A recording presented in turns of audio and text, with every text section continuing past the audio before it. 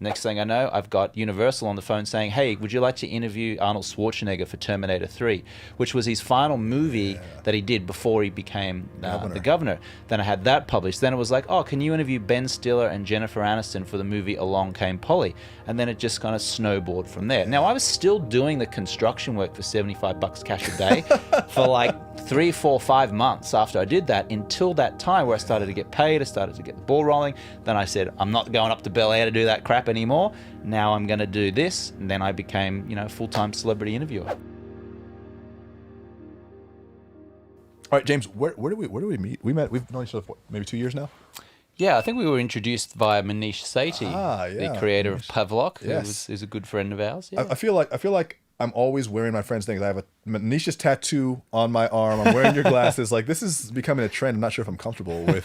Like, I just take a little piece of all my friends. Well, you've surrounded yourself with the top people, Daniel. It's obviously rubbing off on you. Obviously. So Manish introduced us, and then depends on how long you've been watching this podcast or reading my stuff or following me. But I actually did an interview with James when I was working at this show called The Lip TV, and we talked a little bit on that broadcast about his beginnings, but a lot of you guys haven't seen that, so I want to take it back and rewind a little bit. And James is a former ESPN SportsCenter anchor, and he has an incredible story about how he got to that point. And I just want to get a little bit of background on you, James, and kind of like how you got to this point. Sure. Well, I'm Australian, as you can tell from my funny accent. What? Yeah, I know, crazy. No, I was thinking British, obviously from Scotland, obviously. So. Yeah, I grew up in Brisbane, Australia, and I was a newspaper reporter, journalist from age 17 through 23. Kind of hustled my way into a copy boy position when I was 17, and then, went through the ranks. 23, I moved over to London, was a sports journalist there, moved to Los Angeles in 2003, and started interviewing movie stars, celebrities like Brad Pitt, Angelina Jolie, Tom Cruise, and started, sending those interviews back to Australia and England, all over the world. Created a PR company, lost that in 2008, 2009, when the whole financial world went into Armageddon. Went out down to Argentina and Colombia and the Spanish-speaking countries. You make it sound so cool. Everything is just so breezy for you. Well, hang on. I did run away to Argentina after I lost my PR company, so it was more like I was going there to lick my wounds. It wasn't a vacation. Well, I mean, it was a vacation, but it was more like, just get me out of this life. I got to go and just chill out and try to learn some Spanish and dance for some Spanish-speaking girls. That still seems a little bit... It still seems pretty breezy, but okay. And then, 2010, I became a sports center anchor on ESPN. I also quit drinking alcohol. No big deal, yeah. I wasn't a big drinker, but I just decided to quit for 30 days. I felt amazing. And then I just continued on. And, now I'm very much focused on my health and optimizing my life and productivity, and been living in this fine country for 12 years, and long may it continue. Didn't you officially become a dual citizen recently? I did, 2 years ago. It was pretty funny at the ceremony. They make you renounce your I thought you were a dual citizen, though. No, I am a dual citizen. Well, hang on. In the eyes of Australia, my native country, I am definitely Australian. But in the eyes of the American government, I'm only American. So in this naturalization ceremony, they make you stand up and say this thing. And one of the lines is, I hereby renounce my citizenship to my native country. And as I said this, I had my fingers crossed behind my back. I'm like, I'm not giving up Australia that easy. Psych. Yeah. That's very American. I feel like that's extremely American of us. Yeah, I know. It's like, you are no longer Australian. Yeah. You're now one of us, and one of us pledge only. allegiance to the flag. That's if you've actually recite the American pledge and you really think about it, it's kind of creepy. It is. But I tell you, I did pledge allegiance to the flag, but I also continued to pledge allegiance to my Australian heritage. Is there an Australian pledge? Well, no, there isn't. Because I was born in Australia. It's not. Oh, you mean if you go in there and become a citizen? Yeah, I think you just got to rattle off the Australia's greatest sports athletes and name them and how many runs they scored in cricket. If you can get that right, they go, yeah, you're one of us. Or they'll give you 6 beers and go, if you can drink 6 beers in an hour, you're one of us. But they don't have a thing that like school kids do every morning? Or is that just an American thing? Well, yeah. They at school assembly they'll play the Australian national anthem and raise the flag. Sure. You guys do we have to do this whole thing where hand on our hearts every morning since starting at 5 years old. I pledge allegiance to the flag. We're not as strict on that. It's fucking cultish. And if you don't, there have been a lot of instances where if you don't do it, people get really upset. Yeah. Like, And if you put the American flag on the ground, don't it's ever like, do that. It's like the worst thing never, ever, right? never. I mean, people will come out in their Ford F-150s and they'll just terrorize you. It's a fascinating thing, isn't it? I mean, it's good marketing. I'll tell you. It's the American government is doing a great job at marketing the wonders that is America. Because even did you watch that TV show The Newsroom with Yeah. In the opening scene of that whole series, Jeff Daniels plays this anchor. He just rips into America, right? And he says, "We're like, who says America is the greatest country in the world? We're like 7th in literacy. We're like the fattest nation on earth. We owe like more money than any other civilized nation known to man. America is not the greatest country in the world anymore." And everyone's like, "Oh my god, oh my god, and oh my god, it's un-American." But it's true and it's fact. But let me say this country is amazing, and it's been so good to me, and I love it unreservedly. But the American government does a terrific job at feeding Americans that America is the greatest country in the world. And it isn't on many levels. On many levels, it really is not. On some levels, it absolutely is. But marketing, great job, American government. I feel like America is one of those football dads who was like a high school or a college superstar.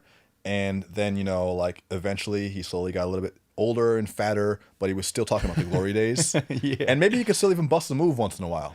But, like we know that China is getting older and, into adolescence now. We know that other countries are well surpassing, Yeah, but I still get chills when I sing the Star Spangled Banner. No, you don't. I really do. Really? Australia has an awful anthem. It's not very, it doesn't stir your emotions. But the Star Spangled Banner, absolutely. God Save the Queen and the Marseillaise. Is it the Marseillaise? What's the French national anthem? Allons enfants de la patrie, le jeu de gloire est arrivé. I think it's the Marseillaise or something. I don't know. Anyway. I mean, black people get chills for the Star Spangled Banner too, but for different reasons. Slightly different reasons. We were also naturalized. At least half of my family was.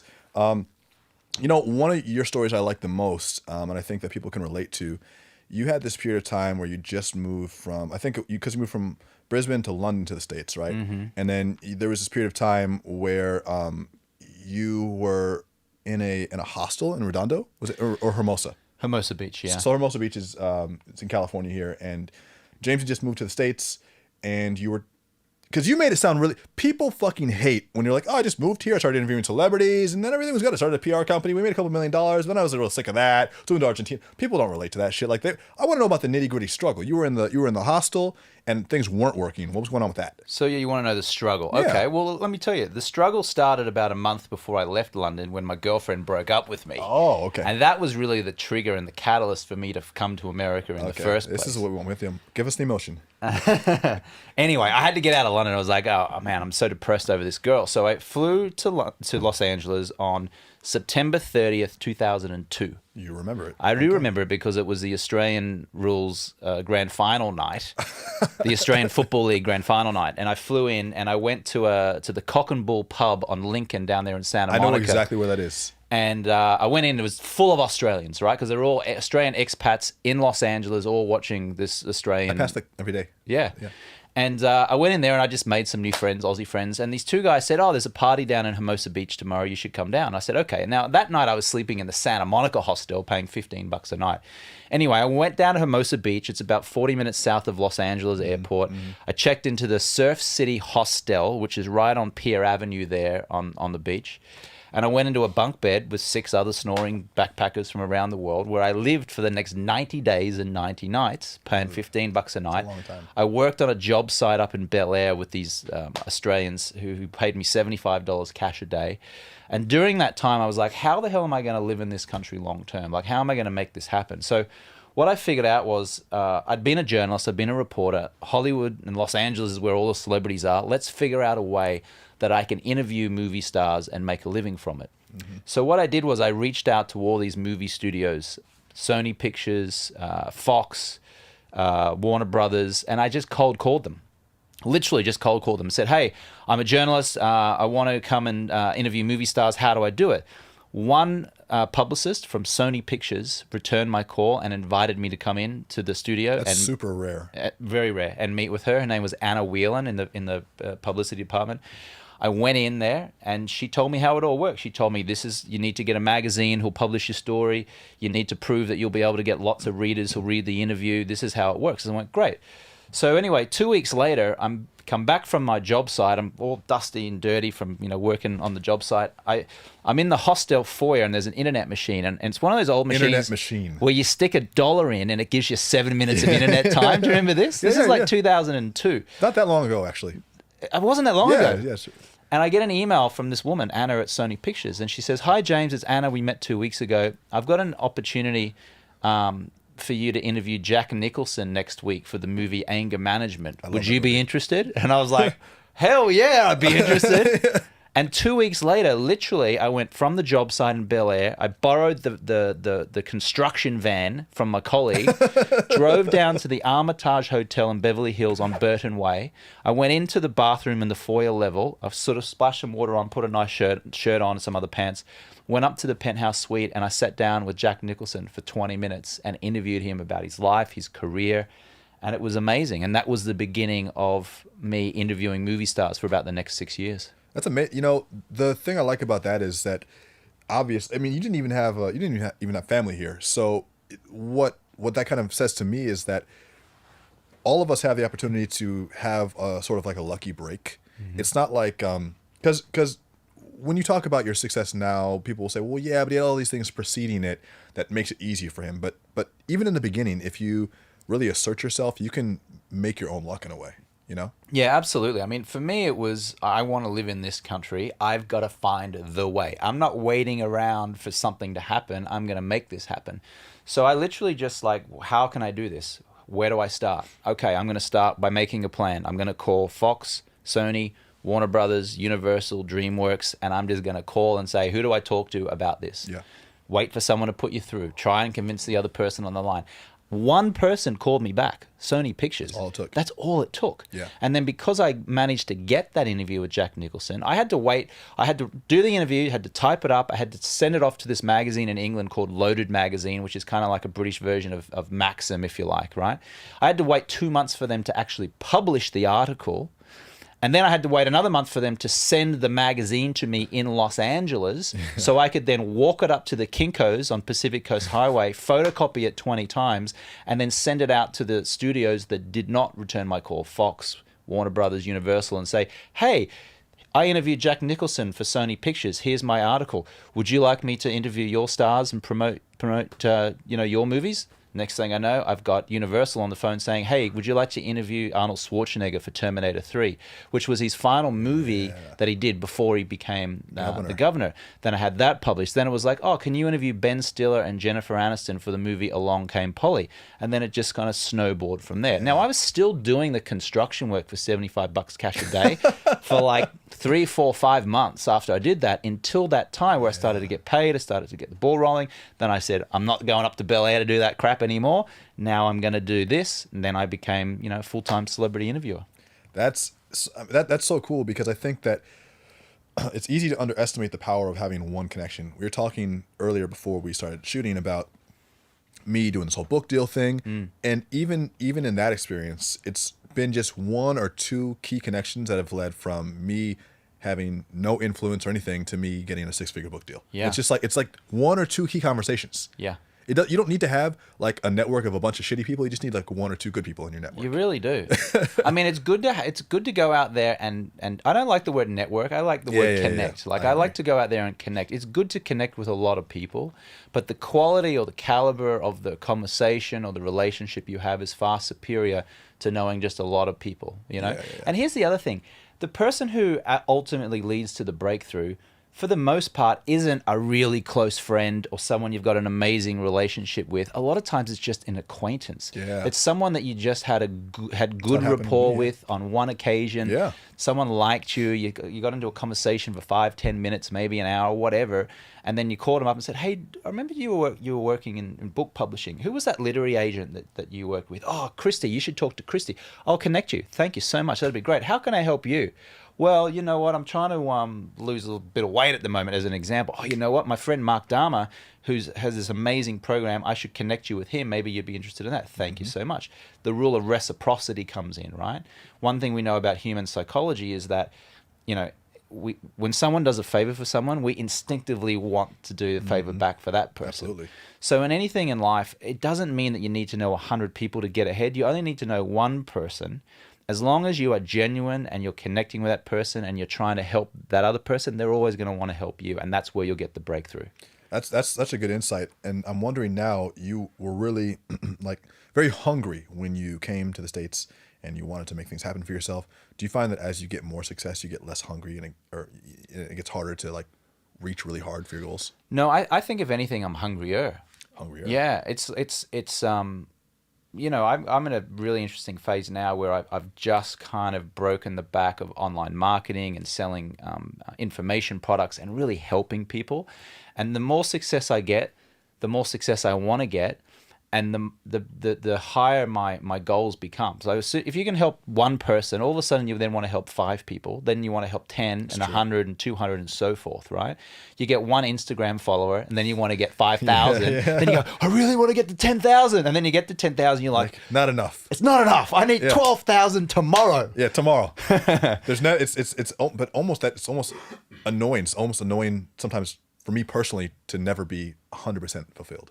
It's a really tough situation because I had this conversation with a good friend of mine a while ago, which was every win that you have, like every goal you see, so every win is also a loss. Oh, I know. Which sucks because you get to that point, right? And then you're like, now I've got to go again. What's the next goal? Yeah. So you lost the satisfaction of having a goal to achieve because you just achieved it. Correct. And the intensity and the allure is always, for me, at the highest point right before I achieve what I want. Right. Like when I was on Instagram, 99.9, fuck yeah, I'm excited. 100,000. Then I get to 100, I'm like, I know, it's ridiculous. Yeah, it's ridiculous. But you know what's interesting? There's a great book called The Happiness Hypothesis by Jonathan Haidt. I haven't read it yet. It's amazing. It's probably in my top 3 books. And he says they've done all these studies of the brain, of people's happiness over time. And this is one thing that's absolutely true. You are happier chasing the goal and moving forward towards the goal and making progress towards the goal than you are actually achieving the goal. Human beings need to be making progress, okay? So as long as you are going like this and you're always moving forward, you will be the happiest that you can be. If you're moving forward, then you achieve the goal, and then you're stuck there. Even if it's $1 million, right? Let's just use an example, and you've got there, and you stay like that, your happiness level will go down. In fact, they've also proven, like, if people who win the lottery, they say they win $10 million. Yeah. And someone who becomes a quadriplegic, right, loses the use of their legs in a car crash, for example.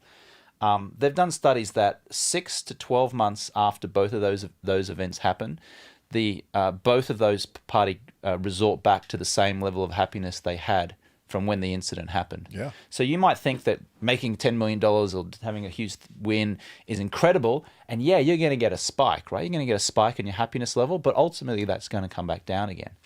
Likewise with the quadriplegic or the paraplegic, I'm not sure what the right terminology is, but depression for 3 months, right? But then all of a sudden now you've got a goal to walk again or to at least have some kind of comfort. Social life. Yeah, exactly.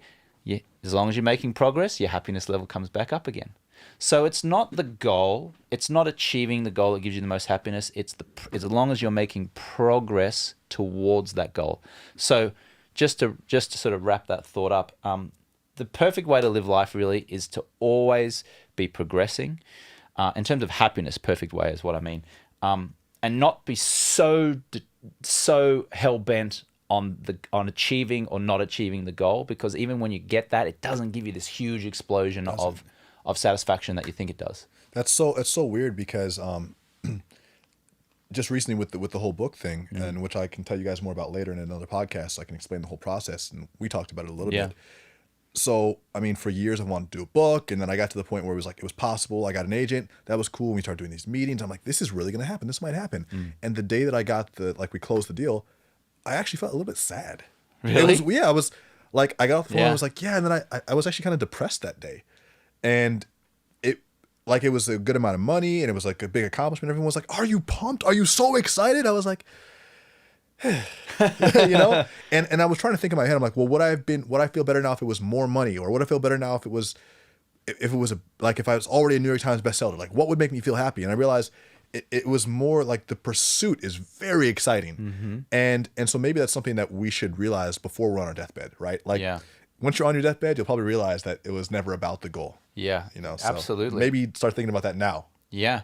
I mean, I struggle with this. I mean, struggle, not the right word, but I go back and forth in my brain about like what gives me the most happiness. And sometimes I'll go through a phase where it's like, I don't make enough money. I haven't got enough people following me on Instagram. My 30-day no alcohol challenge isn't big enough yet. I only spoke at Dave Asprey's Bulletproof conference this year. That's not enough. It's not enough. Why haven't I got a TED talk yet? Versus like, you just spoke at Dave Asprey's Bulletproof conference. You've just changed the lives of hundreds of people to encourage them to reduce or quit alcohol. You were at 1,000 Instagram followers 2 months ago, and now you're at 15,000. Yeah. You wake up healthy. Your family's all alive. When is it enough? Like, it's not like I'm a healthy guy. I eat well. I can afford to eat good food. I've got good education. I can read books. Like this. What else do you want? What else do you want? It's like, we're so spoiled. We're so spoiled, right? We sleep on a pillow top mattress. The room is conditioned to the perfect temperature. I wake up in the morning. We're a bunch of pussies. Yeah, we're a bunch of pussies. We're actually turning into a bunch of pussies. We used to sleep on rocks, rocks and sticks and cover ourselves with leaves. Now I quibble at a water temperature that's too cold in the morning. It's outrageous. It's outrageous. I took a cold shower for the first time today. It was miserable. I was fine. It was good. Were you the one who told me to do this? You took a cold shower for the first time today? Yeah. Well, I mean, not the first time in my whole life. Right. But like I'm trying to get into it. Yeah. So what I do, maybe it was Mark Dahmer who told you about it. Mark was telling me about it too. Yeah. So what I do is I will get in and I'll start at hot, and then I'll go to cold at the end of it. Wait, were you criticizing me just now when you said that was your first time? Was that like a critical? Yeah, okay. It was. Yeah, it really was. Okay. Yeah, because I would have thought that a man of such, productivity Caliber. and insight would have known this I'm stuff a pussy. right now. I don't want to do it. It's not fun. You're not that much of a pussy. I've seen you deadlift 500 pounds. Yeah, you check that out. YouTube me. But so you start hot though. You start hot and go to cold. Well, I've done all kinds. Ben Greenfield is a friend of mine. He's a good guy. Ben Greenfield Fitness. He says for fat loss, the best thing to do is go hot, cold, hot, cold, hot, cold, hot, cold. So you get in the shower, do 20 seconds hot, and then 10 seconds That's too cold, much work. 20 seconds hot, 10 seconds cold. He only takes cold showers all the time, right? Yeah. Tony Robbins, the motivational coach, always takes a cold plunge every morning if he's staying at his place to reduce inflammation. It wakes you up. It's really, really good. I was. You know why it wakes me up? Because I was a little bit angry afterwards. I was like, oh, it's angry. Right. It kind of woke me up. Yeah. Well, here's the thing. Like, if the best time to take a hot shower is at nighttime, because then you relax. So when you take a steam bath, you're like, oh, you get really sleepy and you're tired. Good time to take a hot shower is at nighttime. Really but in the morning, when you want to wake yourself up and you want to get all the blood flowing through the system and you want to be energized and fresh, cold water. But it's no fun when you just go cold. I always warm up. I always start with warm and then I switch it on to cold for the last 30 seconds, and then I get out and I feel, oh yeah, that was good. It's amazing. See, Mark told me to just put it on freezing cold and put your head in there and go. Yeah, well, that works as well. I did that. Mine's only half pussy. I put it on cold this morning. I was just trying to get my head in there, trying to figure out how I was going to do it. And I just stepped in and I was going, and Sarah's like, are you okay? I'm like, I'm fine. It's just cold water. She thought I was doing something else. But yeah, no, I mean, it's I think part of it is just being able to mentally challenge yourself. Yeah. To first thing in the morning, you're already accomplishing your goals. You're tackling obstacles. This is hard. I did this already. Yeah. I can do other things. Well, here's some little productivity tips I've learned for first thing in the morning. Make your bed first thing in the morning, right? Because it sounds so weird, but there's actually a great YouTube video from this Navy SEAL who went back to the University of Texas, which is the Longhorns. Is it the University of Austin? Yeah, and he was saying that all the Navy SEALs, the first thing they do in the morning is make their bed. And what that does is that it triggers into your brain a win right away in the first minute, a success. So now when I wake up, I'll just quickly get up and I'll make my bed even though I'm like, ugh. And so every time I walk back into my room now, I see the bed made, and the visual of that makes, that's a win. Wow, I'm efficient. I'm making already things done something. Exactly. The other thing I do is I put my workout clothes at the end of the bed the night before I go to sleep. So when I wake up in the morning, I see the view of my clothes. There's no way I'm not going to put them on. I have to actually step over them to go and use the bathroom. So there's no way I can't see it. Yeah. So I'll instinctively put my workout clothes on, which 99% of the time will make me create the habit of going to the gym, even on those days where I don't really want to go. Which is most days. I mean, for me, I still go, but most mornings I don't wake up and like, oh, I can't wait to work out. Yeah. You know, sometimes I like it, but Yeah. like sometimes you have to force yourself to go when you don't want to. Well, you know, there's a little hack to that as well, because what I get addicted to is not working out in the gym. What I get addicted to is the hour after I've been working out in the gym, when the endorphins are flowing through, and when you're eating that breakfast and you're having that drink. And so when I don't want to go to the gym, in my mind, I look forward an hour and a half, 2 hours to that time and that moment where I've showered, I'm exhausted, but I'm making my breakfast, or I'm eating that breakfast, or I'm sitting out in the sun having a coffee or whatever it is, post-workout. And then I'm imagining, like this morning, for example, like what I got on today, right, I'm meeting Daniel at 11, okay, at 1, I've got these other things.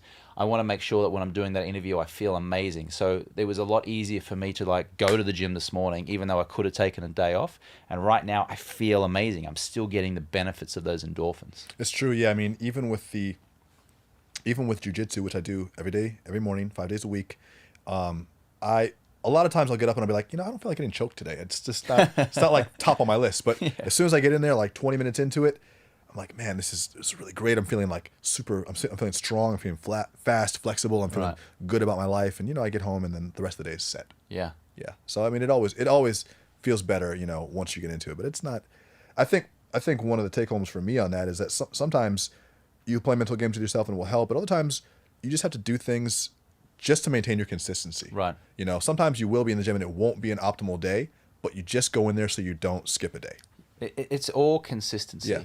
Like, I mean, I since about 5 years ago when I quit drinking just for health reasons, I became very health conscious. Like, I started focusing on paleo and how heavy my weight should be and how often I should do it and sleep and all those kind of things. The reason why I feel so amazing today in terms of my physical health is that I've been consistent over 5 years. Yeah. And that consistency is at least 4 or 5 times a week exercising. And the way I stay consistent is that the benefits of working out consistently far outweigh not doing it, right? Sure. And I get addicted. It's not that I'm using the word addicted a little bit too flippantly because it assumes that I have an addictive personality. But I love feeling good all the time so much that I make consistent exercise a must. It's not a should, it's a must, right? It's a non-negotiable. It's crazy. A non-negotiable.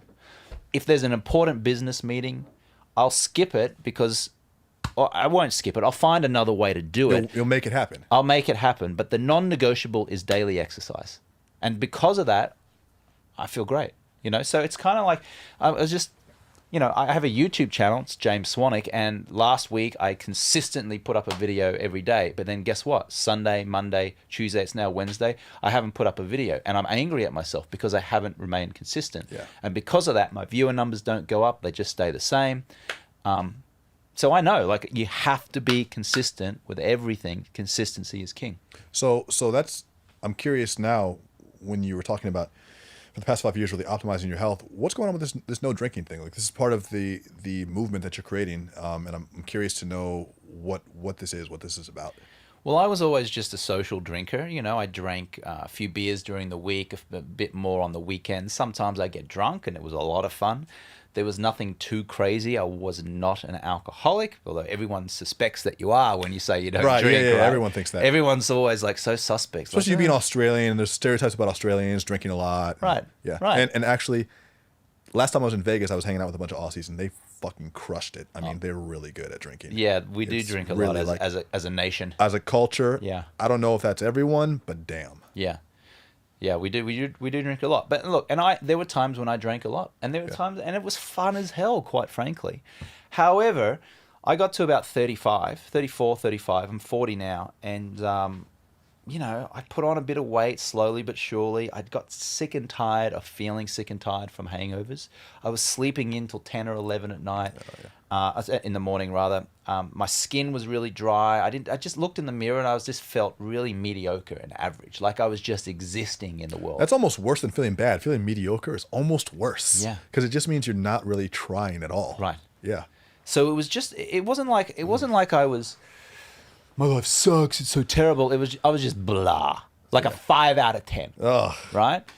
And so I took a 30-day break. Well, actually, what happened was that I woke up with a hangover in Austin, Texas, right? I was at South by Southwest Festival, and I had 2 gin and tonics the night before only. It was free drinks from a bar. It was a party going on. I woke up, had this terrible hangover, and I went to have a hangover breakfast in an international house of pancakes, the IHOP. The best place to do it. And I went in there and I sat down, and in IHOP they have photos of the food that you eat on the menu. It's delicious. And these big bright colors of like pancakes and maple syrup and eggs and bacon. And because I was hungover, I had a headache and I was tired, I was like, oh, that just looks horrendous. And then I look over to the right, there's a guy who couldn't have been less than 500 pounds, right? And he's just tucking into this all-you-can-eat, like, pancakes. I'm looking out the window. There's a freeway on the right-hand side. It's dark and gloomy. It's like 10 o'clock in the morning. I'm like, this is the pits, man. Like, this sucks. And I was like, I got to change here. Cameron's laughing. I think this has happened to Cameron before. I'm pretty sure this is just his life story. So I was like, you know what? I'm just going to take a break from alcohol. I'm just going to see if I can do 30 days. I'm going to just go for 30 days, right? And it was just to see if I could do it, you know? And so I just went. After 7 days, I was like, damn, I'm sleeping pretty good here. I feel a lot clear-minded, a lot better. After 14 days, I said, wow, I think I've lost a little bit of weight here. Day 21, I started getting up earlier on a Saturday and Sunday, like 7 or 8 in the morning, started exercising, going to the gym. And after 30 days, I'd lost 13 pounds of fat in 30 days. And all I'd done was just stop drinking alcohol. But it wasn't just not drinking alcohol. It was I wasn't eating the late night burger or fries or the kebabs because, you know, you do with alcohol. I'd saved all this money and everything was just like, whoa, I feel pretty damn good right now.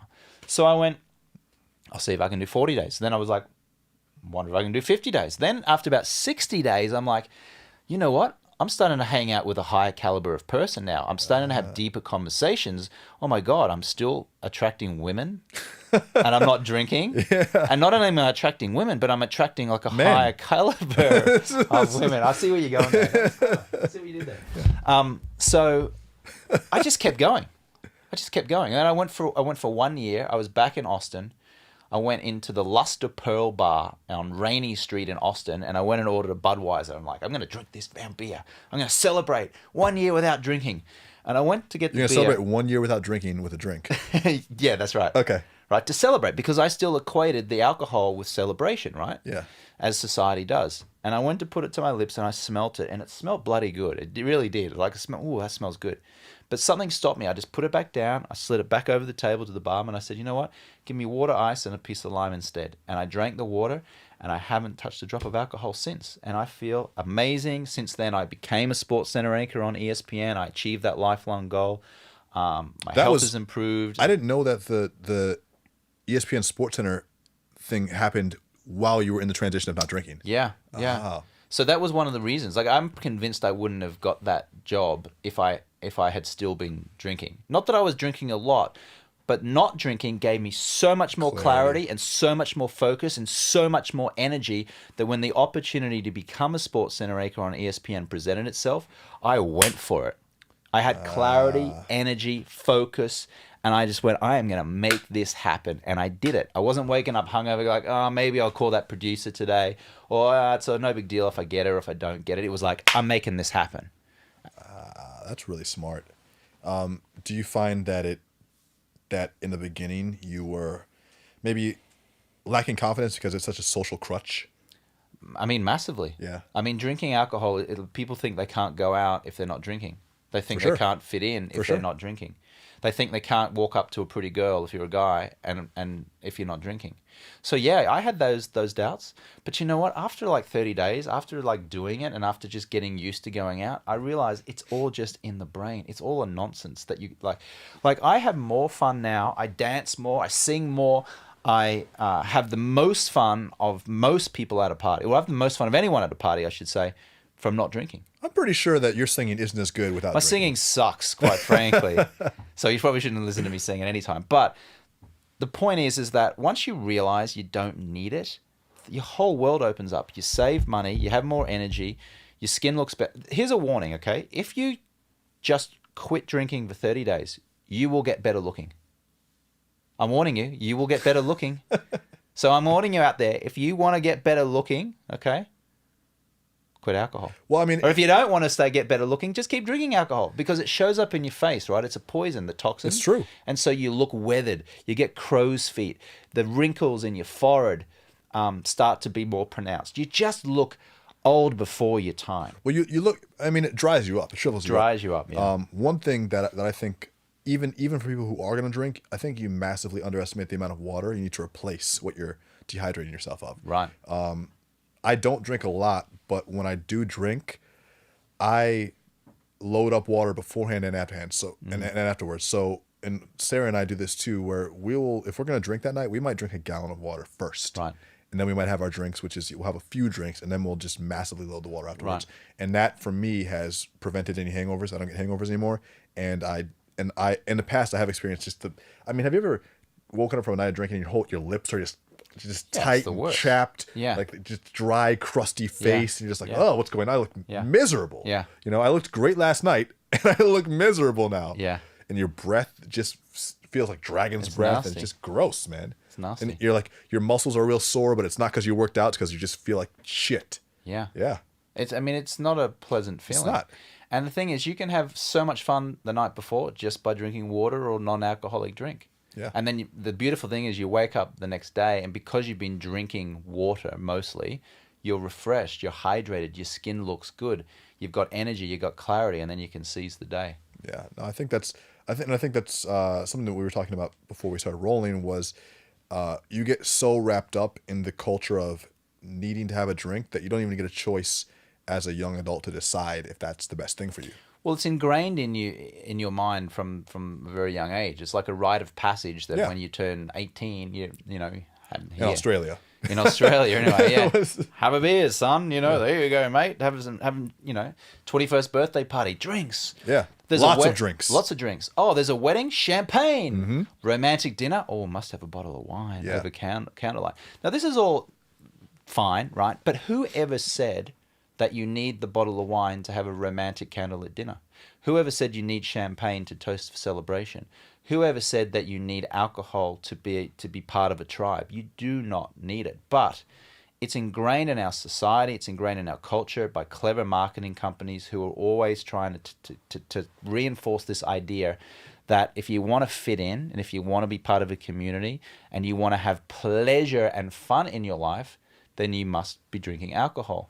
But I challenge that. You can have fun, you can create pleasure, you can have amazing experiences without the alcohol. There's a billboard up on Sunset Boulevard at the moment. George Clooney has released a tequila brand. And he's there on a motorcycle, he's got a black leather jacket, and he's looking really cool. Badass. And you look at this, I'm studying this billboard, I'm looking at it going, so what that billboard is essentially telling you is that if you want to be cool, like George Clooney, ride a motorcycle and be rock and roll and just be handsome and have your shit together, then you should be drinking this tequila. But why the hell do you need the tequila to wear a black leather jacket and ride a motorcycle and be cool? You don't need it. Psychology, man, just links them together. That's the psychology, It's the same thing with like pool parties, the hotels in Vegas trying to get you to come and stay at their hotel. You got girls in bikinis with glasses of champagne or wine. You've got guys with beers, young, attractive people standing around, imagery of them drinking, right? Having a good time, as if to suggest, well, if you want to have a good time, you have to drink. You don't need it. I've been having a great time for 5.5 years with girls in bikinis while sipping on water. They probably thought it was vodka sometimes. No, I mean, sometimes they do, but sometimes, most of the time they're like, oh, you don't drink. Oh, some people go, oh, you're an alcoholic. Other people are like, really? Tell me about it. And other people are like, I don't care. Whatever. I really don't care. Yeah. Now here's a question that I'm wondering. Is there any value in having like an altered state? Alcohol makes things a little bit funnier. You get a little bit happier. Is there any value in feeling like that? Is there any value in feeling what you feel when you drink alcohol? Yeah, the good stuff. Okay, so the good stuff that you are alluding to is temporary pleasure, right? And here's the thing. It's not even pleasure. I'm going to explain this. Just give me 1 minute to explain this, right? So when you drink alcohol, you think that you get this pleasure, but all it is relieving you of your withdrawal. So let me not try and explain this. Alcohol is a poison, right? It's a toxin, right? When you drink that regularly, even if you're just a social drinker, okay, your body then craves more of it because it is a poison. It's a toxin, right? It's a drug. Your body craves more of that drug. So when at the end of the day, when you're tired and you're like, oh, I could really do with a beer. I'd love to smash a beer right now. It's not because the beer makes you feel good. It's because you're trying to relieve yourself of not feeling good. And you want that beer to relieve your craving for the beer. So then when you drink it, you're like, oh, you get this temporary kind of little boost and you go, oh, right. And now you think that the beer tastes good. You think the beer gives pleasure. But it's all it's doing is just relieving you of your withdrawal, relieving you of your craving. Does that make sense? That makes sense. So people who never drink or people who've quit or reduced, they don't have that craving. They don't have that need for pleasure because they don't have the drug in their system. It's not calling them to drink. Let me tell you this. 5.5 years I haven't drunk. I've had more pleasure physically, emotionally, partying, going out there, not drinking than I had in the 10 years before drinking. I had some great times drinking. It was fun. I'm not saying give up drinking forever. I'm just saying reduce or quit for 30 days, see how amazing you feel, and then, choose what you want to do after that. It's a good point. I don't know if you know Ryan Holiday. He's a writer. Yeah, sure. The obstacle is the way. Yeah. He made a good point that he said, because he also doesn't drink for similar reasons. Yeah. And he made a good point where he said that if you look at it objectively, alcohol doesn't taste good. I mean, think about the first sip you ever had, Daniel. Do you remember it? Horrible. Hated it. See, look how your body just recoiled there when you imagined it, right? It's miserable. It does not taste good. Same way with coffee. Now I love it. There you go. And I need it. It doesn't taste good the first time, yeah, right? Like it's a foreign substance that we shouldn't be drinking. It's gross. Right? It's gross. But what happens is because it's a drug, we build up a tolerance for it. Our body starts to crave it because as the drug leaves the system, it leaves you wanting more of the drug to satisfy it, right? And so then it just becomes like, oh, great, oh, wonderful. I mean, have you drunk scotch straight? It's disgusting. It's terrible. It's terrible. But you see all these people drinking it and going, oh, yeah, it's beautiful. Because all it's doing is relieving them of the craving. Yeah. I'll tell you one other thing, which is fascinating. Did you know that it takes 4 to 4.5 minutes for the brain even to register that you've had alcohol? So if you drink a sip of it or have a glass or whatever, you're on the clock 4.5 minutes before the brain even recognizes that you've just had alcohol. That's how long it takes to go to the system. So all these people who are like, oh my God, I need a drink. And they take a big sip and they put it in and they go, I feel so much better. Yeah. It's a massive placebo effect. It's mental. It's all mental. It's all mental because the brain doesn't know that you've had the alcohol. It takes 4.5 minutes. Yeah. All these people are like, oh yeah, I need a drink. Oh, now it's the same thing with caffeine. I will drink one sip and be like, I'm up. I'm alert. No, it doesn't work like that. No. It's like a bloodstream system issue where you need a few minutes for it to work in. But as soon as I taste the bitter coffee in my mouth, I associate it with feeling alert. Yeah. And then my brain produces the effect of feeling alert. Right. Which is interesting. Very interesting. Yeah. I mean, look, the more I study health and psychology and things like that, the more I realize everything that we think is right is wrong. Yeah. Everything that we've been told has been ingrained into our head about culture and stuff is wrong. It really is. It's like, I remember growing up in Australia, 18th birthday party, get a whole lot of beer, 4X beer, drink, get drunk, throw up. I remember throwing up on my 18th birthday party from drinking half a bottle of Zambuca. You know that licorice thing? Yeah. And I remember I was wearing my Bon Jovi t-shirt at the time. Oh my God. I'm vomiting all over myself. I remember my mother standing on top of the stairs of the house where I was having it, watching her son vomit over himself and into the bushes, saying, "Oh, proud. James, like what?" Mom's so proud. But what is the point of it? Like, what's the point? I didn't have a good time, but everyone's like, "Yeah, James threw up. Well done, mate. Yeah, good on you. Whoa, all right." And then the next day, I was like, "James was sick last night. All right, what a great party." No, it wasn't. It was shit house. I was vomiting all over my Bon Jovi shirt, which I love. I love that shirt now. But like society says, that's what you should do. That's true. If you zoom out too and you look at society and we're kind of just little apes, man. We're little ants, and we kind of just, if you look at us objectively, we're pretty ritualistic, and we're pretty like, we don't really always pay attention to what we're doing. We kind of just do things without. We're sheep. Yeah, without thinking why we're doing them. Right, because the rest of the herd, if we're a sheep, we just follow the rest of the herd. Yeah. Even like the courting process in America, it's like how you date someone here. You invite them out, pick up the girl, you take him to dinner, you sit opposite one another. That's a very ritualized courting process, right? Is it different from Australia? In Australia, it's more relaxed and chilled, and you don't. It's not so much you're sitting across having dinner. You might go for a walk, or you might do an activity together. Whereas here, it's very much like the girl's the prize, and there's this whole kind of like ceremonial thing where you ask them out, and then you pick them up, and then you sit them down, and then you have the interrogation interview. You know, where you're facing one another in an adversarial kind of. Yeah, tell me about your family. And, you know. And so that's a culture. Like that's a cultural That's thing. interesting. You know, it's and even down to the fact that a man should be the one courting a woman is a cultural thing as well, right? Yeah. Like it's inherently in our brains. I like it that way, by the way. I'm not challenging that, but I'm just using it. I like to be the one who's pursuing and chasing, but I'm just illustrating the point that these things don't naturally come to us. Like culture and society and trends dictate our behavior, but you really have to look at, does your behavior serve you? Is it really serving you? And then you've got to be strong enough to break free from societal pressure, break free from the herd, and really forge your own path. This is something I talked about with Mark, and it's a good place to kind of tie it all up, talking about self-awareness. Self-awareness is probably one of the most valuable traits that you can develop, and it doesn't come overnight. You have to work at developing your self-awareness. What's maybe an insight that you've learned over the past few years that you could tell our viewers about becoming more self-aware? How can we become more self-aware? Well, I actually took my first psychotherapy lesson last week, and I'm going to be doing my second one tomorrow. Psychotherapy is just one form of like a psychiatrist, if you like. They can't prescribe medication, but you just, you talk to someone, just have a conversation. That was really therapeutic, I have to say, just in 1 hour. And all she really did, this woman, was ask me questions. She didn't really comment on it. She just asked me questions. But the questions that she asked me brought up certain answers which made me think in a certain way.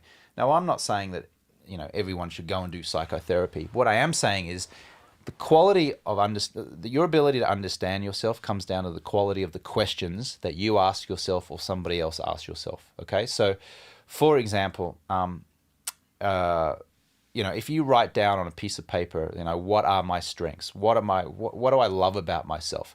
And you write down, I'm strong, I'm powerful, I'm handsome, I'm fit, I'm creative, I'm intelligent, I'm such and such. Like, you will feel amazing about yourself if you believe that stuff. If you say any of those words and you don't believe it, well, you've just got amazing insight into your life, right? And now you can go and work on that. Likewise, if you're in a problem in your life, like, oh my God, I'm not making enough money, I'm only making like $15 an hour or 20 grand a year, or I can't support my kids, or I can't get this business going. You can sit there and ask yourself one question, which is why? Why is this happening? Why is this not working? Or you can be a master questioner and ask yourself, who am I going to reach out to for advice? What am I going to do right now in this moment to get out of the situation? How am I going to get out of this situation? When am I going to do it? This is very forceful. Well, I'm trying to make the point. But if you just sit down with a whiteboard or a pen and paper and you just go, who, what, how, and when, just ask yourself those 4 questions. The answer comes to you. Like, the answer out of any situation comes to you. And all you need to do is just ask yourself those questions, right? So coming back to being self-aware, ask yourself the questions like, what am I doing currently that's getting me this result? What do I have to do to change this result? How many times am I going to do it? Who am I going to talk to? And then maybe have someone else, reach out to people and say, hey, what are 3 of my strengths and what are 3 of my weaknesses? Let's do the game right now. I'll do it to you, Daniel, okay. All right? So let's start with the positive, right? What are 3 things? Brag about yourself for a second here. Like, try and call it like a brag Wednesday. What's 3 things that you admire about yourself? 3 things I admire about myself. I'm a very consistent person, so once I commit to doing something, I'm really good at doing it even when I don't want to. Right. So I'm very good at that. I'm very good at motivating other people. So I can get a vision that I have and then get other people to also see that vision and then push that forward, whether it's for a business or for a personal reason. And then I'm really good at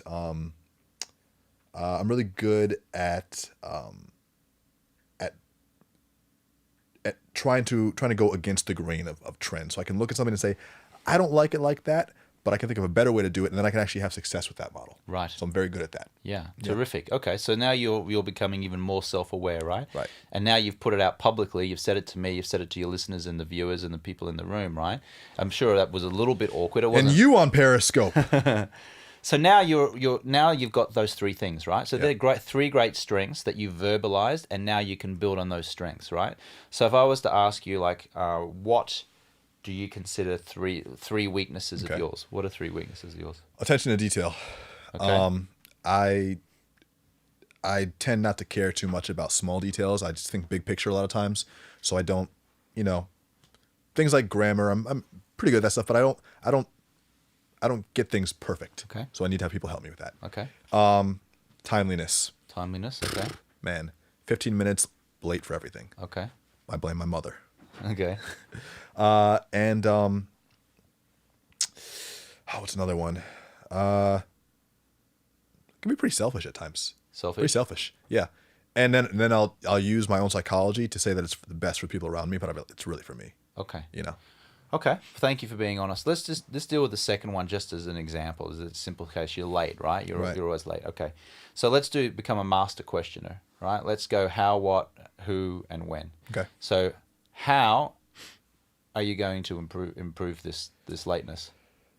Well, let's start with the what. What can you do to improve your tardiness? I can. So if I'm trying to arrive somewhere at a specific time, there are two clocks that I have in my head. One is the clock that is the supposed amount of time it will take, whether it's a Google map or I'm just routing it in my head. Another is the clock that how much time I really know it's going to take. Okay. And in order to sometimes delay having to leave or stop whatever I'm doing, I will ignore the clock that I know it's really going to take, and I'll leave. And then, this is interesting, and then I will get mad at Google or traffic or anything else because it's supposed to only have taken 20 minutes. Look at the map. That's what it says. I can't believe it took me 45 minutes. Instinctively, you knew it was going to take longer. I knew it was going to take longer, but then I will purposely delay leaving or stopping and then I'll say, well, if I'm late, I'll just blame it on traffic. So what could you do to change that? I mean, I think I have to start listening to the first inkling that I have, and also trying to stop let's say I have to meet somewhere at noon. Why do I have to arrive right at 12 o'clock? Why can't I arrive 11:45? Okay. So that's good. So you've got some ideas, you've got some insight, right? Yeah. Now, what are you going to do to ensure that happens next time? There's a few things. One, knowing my own psychology, put some padding around times. So if I see a time like 11:30, for me in my head, I should start thinking 11 o'clock. Okay. So changing my own time frames. And then the second one is, I have this weird thing where if I'm getting ready to go somewhere, you're really digging into I haven't thought about this a lot. If I'm getting ready to go somewhere, I think maybe it's like an avoidance thing where if I have to be somewhere at 12 and it's 11:30 and I should be walking out the door right now, I'll see a dish or something in my house that needs to be like straightened up, and I'll be like, let me just go straighten that up real fast. I don't want to come back to a dirty house. Let me just straighten that up. And I'll spend 10 to 15 minutes straightening up that dish, and then I'm in a rush. Yeah. Fuck. Right. So I need to not be distracted by the little things, because I think that there's like some sort of avoidance or resistance to doing activities, and I try to distract myself with other things. Okay. So who are you going to get to hold you accountable on this? Or who can you talk to about further on this? Or who can hold you accountable on this? I think it has to be my girlfriend, because she's living with me 24/7 and she sees me do this and she points it out. Okay. So what conversation are you going to have with your girlfriend? Wouldn't you like to know? I think I just need to tell her, like, look, we're not going to be late because of this mental block I'm having anymore. So when we're getting ready to go somewhere, don't let me be distracted, because she'll even do this thing now where I'll say, all right, babe, we're getting ready to go. We're getting ready to go right now. We're getting ready to go. And she'll go put on her shoes and she'll be at the door, and then she'll see me doing other stuff. She'll sit down. She'll be like, I'll just wait. And while I'm running around, like picking up clothes and doing stuff, she's like, are we going to go? What are you doing? So at that point, she needs to be like, you're not putting that away. You're going. We're going right now. Okay, so you're going to have a conversation with her. When are you going to have a conversation with her about this? Can you text her, Daniel? When I get home. Okay. Have to. What time do you get home today? Fuck, man, you're really getting specific here. Well, specific. Like, you cannot hit a target you don't see, Yeah, right? So good, but we got to get specific. I'll be home at 6:30 tonight. So that's what time you'll be home, but what time will you have the conversation with man. her? I mean, she 7? At 7 o'clock? Yeah. Okay, and then at 7:30, who are you going to text to tell that you had the conversation with her? James Swanwick. There you go. Okay. So now we've gone from, okay, now you're self-aware, right? Oh, it's too. I don't like it. It feels creepy. Okay. Well, sorry, I didn't mean to. We'll call it, Dave. We'll call it. No worries at all. It feels so. I feel too vulnerable and aware. So there you go. You've just become self-aware by becoming a master questioner. And all you did was say 3 things that you're good at and 3 things that you were not good at, right? Now, I chose the second one, but there's no reason why you can't go through all of those questions, all the 3 good things and the 3 not so good things, and then ask yourself questions. What's the problem? What am I going to do? Who am I going to talk to about it? When or how am I going to do it? And when am I going to do it? So you might completely eliminate your tardiness starting 7 o'clock tonight just by asking yourself those questions. I love it. James, where can we learn more about you and the 30-day no alcohol challenge? Yeah, well, you can follow me on Instagram and social media at James Swanwick, JamesSwanwick. JamesSwanwick.com. 30-day no alcohol challenge is 30daynoalcoholchallenge.com. That was available? Wow, that's a good name. You like that? Yeah, that's good. Yeah, and if you want to grab these glasses or check them out, SwanwickSleep.com. But yeah, I'm all over social media at James Swanwick. But can you spell Swanwick?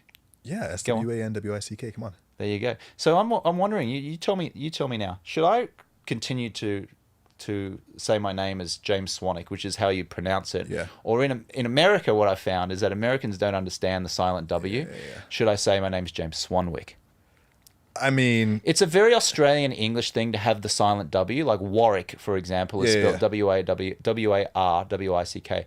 But ever since I came to this beautiful country in 2002, nobody understands the silent W. I mean, look, man, I see the value in repronouncing it or purposely mispronouncing it for Americans, but I would feel bad about it as you. If I were you, I'd feel bad about pronouncing it as Swanwick. I would hate that. I would hate myself. Yeah. It's like if I had to say, had to call myself De Pizza, even though that's not how it's spelled. Sure. People love to call me De Pizza. Should I just change my name now? Well, Topher Grace, the actor, his name's Christopher Grace. Tom Cruise's name is not Tom Cruise, it's something else. It's not Tom Cruise? No, Fuck, it's something really? else. I can't remember what it is. John Wayne's Leonardo DiCaprio is Leonardo DiCaprio, but there's a couple of the other people who've changed it. John Wayne is like it was some more feminine name. Do you remember what it was, Cameron? It was like Leslie or I don't know, whatever. I'm just going to keep calling you Legend. Yeah, Legend. Legend.com is taken, but rich20something.com isn't. Thank you guys for joining us. We will see you next time.